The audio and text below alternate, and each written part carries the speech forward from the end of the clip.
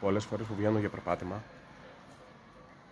βλέπω ανθρώπους μουντρούχους με κατεβασμένο το κεφάλι, χωρίς αισιοδοξία, χωρίς πίστη, χωρίς χαμόγελο. Κάντε τον καφέ σας, βγείτε το πρωί από το σπίτι και χαμογελάστε.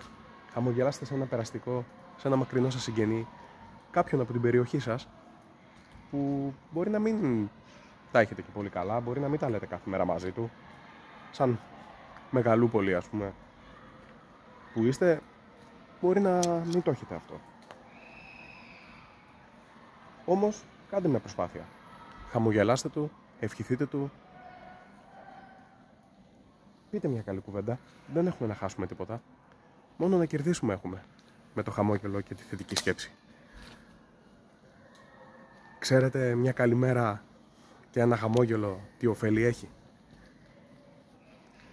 Έχει πάρα πολλά ωφέλη. Η καλημέρα χτυπάει στην καρδιά.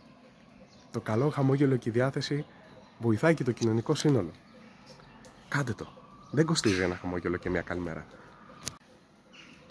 Το χαμόγελο εξάλλου ενισχύει τη διάθεση.